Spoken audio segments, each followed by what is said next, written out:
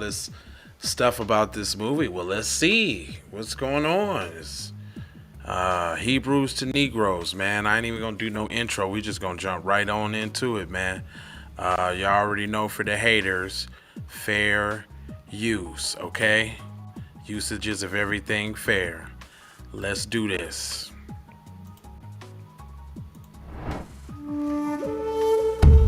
Is there proof that the people in India are the descendants of Abraham's Semitic ancestors that live in the land of Ur, Iraq? Well, thanks to scholars like Dr. K. Loganatha Munarayan from Malaysia, the late Professor A. Adasivam from Sri Lanka, and the Kish Temple in ancient Samaria, Iraq, we can now prove that the ancestors of the modern-day Indian originally lived in Mesopotamia during biblical times. In a few, I will let the language of the ancient Sumerians in Iraq and the Dravidian people in South India reveal some striking truths in regards to the sons of Shem. Also, you will see how the mother tongue of the Mandingo Soninke tribe people in Senegal, Gambia, Mali, and Guinea shows evidence of influence from ancient Babylon, Assyria, the same place the Hebrew Israelites were exiled to in the Bible. It is also a known fact that the ancient writing script of the Mandingo Soninke Baptist people in the 11th century AD resembled the same Aramaic Hebrew script used in Iberia when the Black Moors and the Black Israelites ruled the land. But before we get started, let's get a first-hand account of where some of the Black Israelites lived in Africa and their place of origin by the Black Muslims in northern Nigeria. One of the largest culturally homogeneous group of Black Muslims is in Central West Africa with the Hausa people. There are many different histories of the origins of the Hausa Black Muslims, but the common consensus is that the Hausas originally started off through the North African Hamitic Berber lineage from Egypt, which is Mizraim in the Bible, and Libya, which is Put in the Bible. Over time, during the Assyrian invasion of Egypt in the 7th century BC and the invasion of Africa by the Black Ishmaelite Arabs in the 7th century AD, the Hausa people experienced a Semitic gene flow from Mesopotamia, which is also known as Iraq and Arabia. Today, the Hausas speak an Afro-Asiatic language which is related to Hebrew, Amharic, the North African Hamitic dialects, and Somalian Egyptian dialects. The Hausa people mostly live in North Nigeria, Chad, and Niger. The majority religion now is Islam for the Hausa people, but prior to the 1500s, many Hausas were pagan worshippers who often dealt in sun god worship, which they call Ra or Rana, similar to the Egyptian sun god Ra. Because of their history of mixing with other nations, including their Bantus, Negro slaves, genetically the Hausas have a mixture of Israelite, Canaanite, Cushite, Egyptian, and Semitic ancestry. According to their autosomal DNA, their genetic stock is mostly from ancient Egypt and ancient Kush or Nubia. Now here's where it gets very interesting. In 1849, the Biafran and Igbo Israelites were conquered by the British. 3 years later, in 1852, the British conquered the Benin, Edo, Beni Israelites in South Nigeria. Between 1899 and 1903, the British, led by Sir Frederick Lugard in the Battle of Kano, were successful in defeating the Sokoto Caliphate and the Hausa people. After this, Sir Frederick Lugard held the title of the first Governor General of Nigeria, the last Governor of Southern Nigeria, the last Governor of Northern Nigeria, and the Governor also of Hong Kong in China. The British eventually placed the Hausa people in political power over Nigeria, and the Biafran Igbo Israelites who strongly resisted British rule. This would become the catalyst for the Biafran War in the 1960s by the Hausa-dominated Nigerian government and Igbo Israelite Biafrans.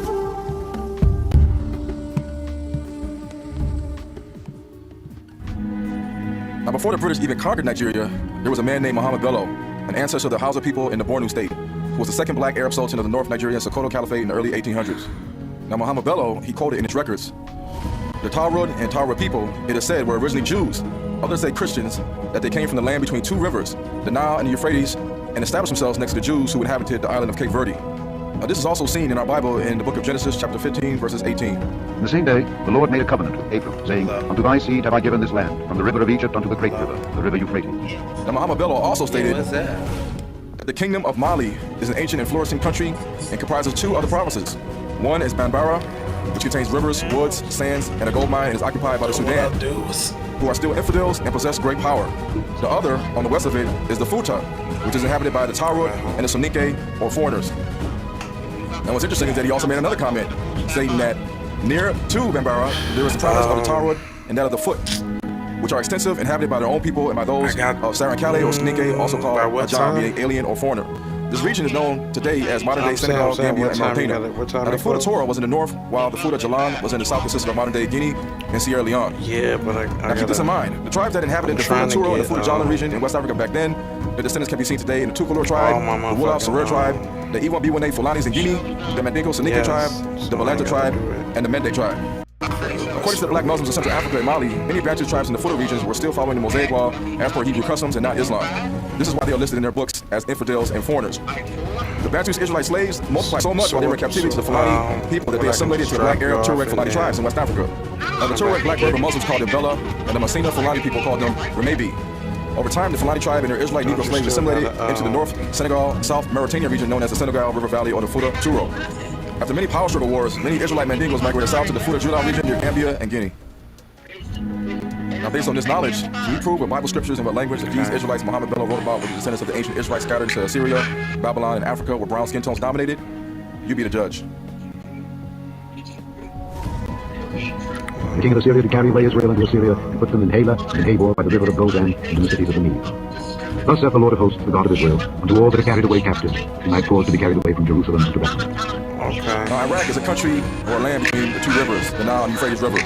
In biblical times, it was known as Babylon. The country of Iran in biblical times was known as Medes Persia. So if some of the Israelites were exiled into Babylon and Medes Persia, is there a chance that they mixed languages with the people of these lands? Is there a chance that some of these Israelites kept moving east into Central Asia or India, fathering children with foreign women? Is there a chance that some of these Israelites also went into Africa instead of going east? As you will now see, the languages of the Dravidian Indian in South India, the ancient Sumerians, and the Mandingo Soninke people in West Africa seem to have some connection to the land between two rivers in Mesopotamia. Coincidence? I think not.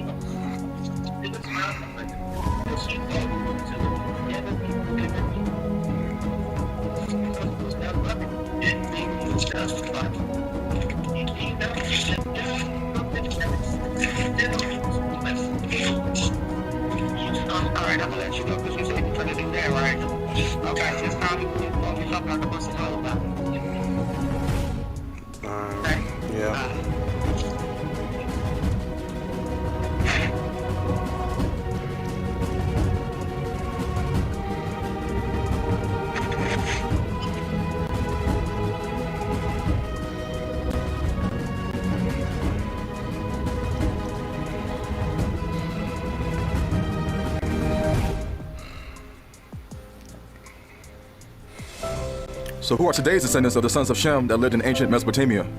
And here are two lines from the Babylonian Sumerian instructions of Shirapak from 2600 BC, which are found in modern-day Tel Farar in Iraq, aka the land of Ur, the Chaldees, and the Sumerians. Also included is a Tamil language version from South India of the same Sumerian Babylonian 5,000-year-old inscription. Now keep in mind, around 2600 BC, Shem and his sons were living in modern-day Syria, Iraq, and Iran. Shem is the ancestor of Abraham, the great-grandfather of the children of Israel.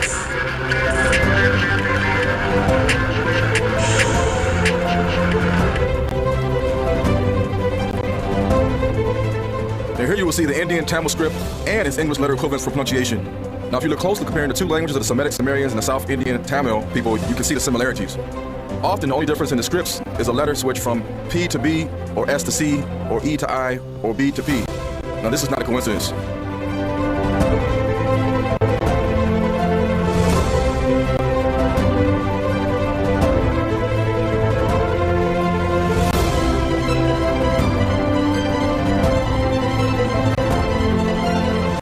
Need more proof? Let's see another example of the Tamil East Indian language in comparison to the Babylonian Shemitic Sumerian language. And here's another sample from the Sumerian Babylonian Kesh temple hymns from around 2200 BC. The hymns are attributed to Enhed Duana, the daughter of Samario, Akkadian king Sargon the Great.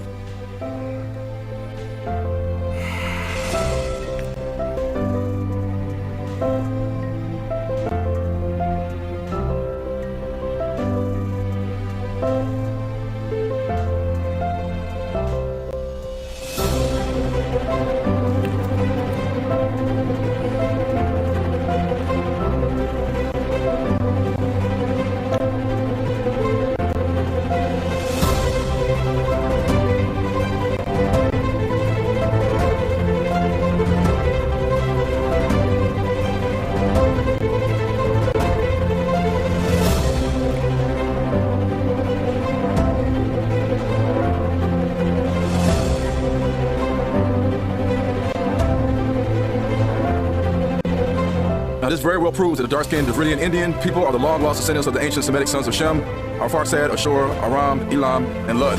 After all, Assyria in ancient times often overlapped the territory of Arphaxad, Ashur, Aram, and Elam.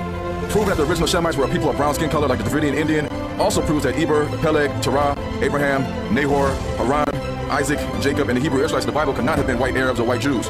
What else does it prove? It proves that the original Hebrews, the sons of Eber, were not all Negroid-looking people with tight curled woolly hair, prognathous jaws, and full lips. Why? Because not everyone in South Asia looks identical to Negroes in America.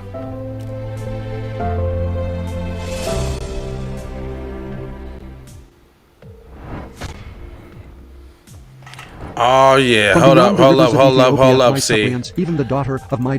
That's where we gonna stop. You know, I ain't gonna give you this whole shit. You dig?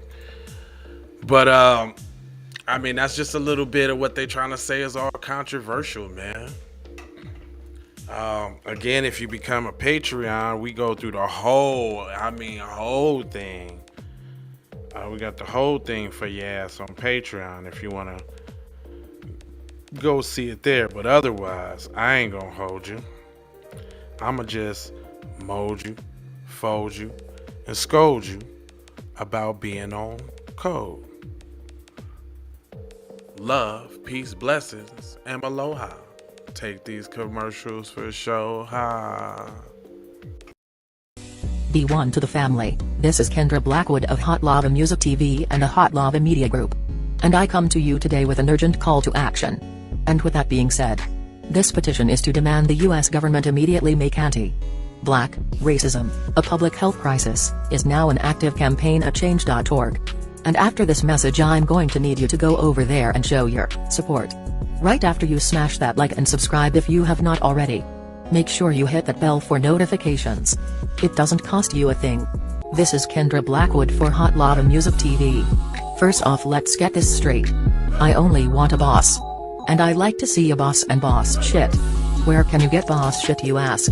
Well, dig this player. Boss 3 Anti Clothing got that drip for you and your missus. Now first, go follow at Boss 3 Anti Clothing on IG to see more real boss shit. And second, please log on to boss3anticlothing.com. That's boss3anticlothing.com. Currently we have multiple color combinations in stock. Ball out like a boss with the full sweatsuits for $250 and just the jacket for $150. And we also have jerseys for $75, and we definitely have the t-shirts for only $25. We offer free standard shipping, and have a quick response time. So tap in and style like a boss would do. Please go visit boss3anticlothing.com, that's boss3anticlothing.com. Once again, that's boss3anticlothing.com. Love, peace and blessing. We need to go out here and say exactly what we want. And we got to say it with our chest. And we kind of start pussyfooting around, and we got to stop being scared to say exactly what we want, what we need.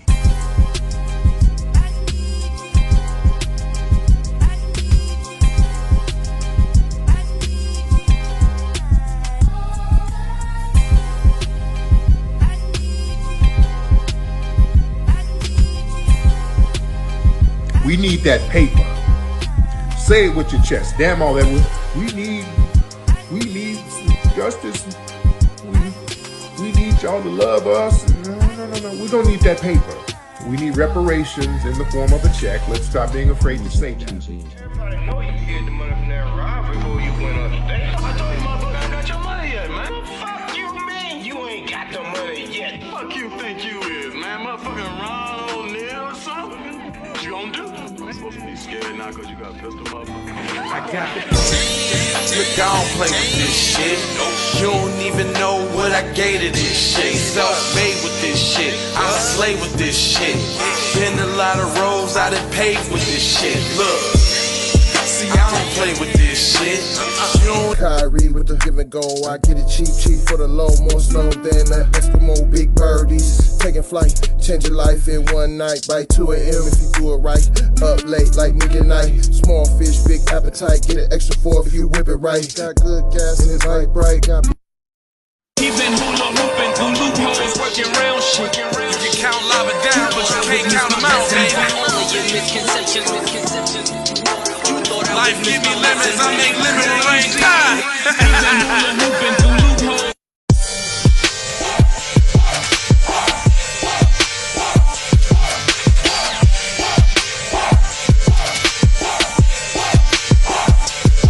I gotta go, gotta hustle to get it. If you ain't talking business, little shawty, you Hey, Ray Ray. Hey Rihanna, hey girl, how you doing? I'm into you like Trump's in the Putin. I know that might sound a little confusing.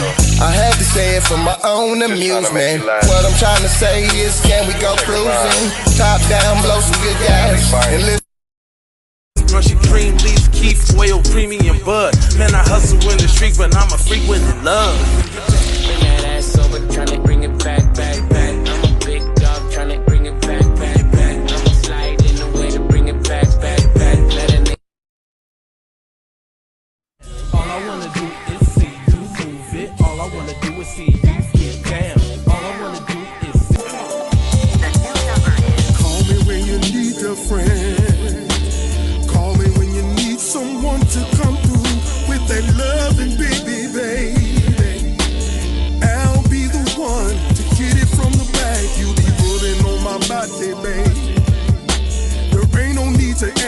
phone, 'cause I got you where I need you, baby. Face down in the bed, and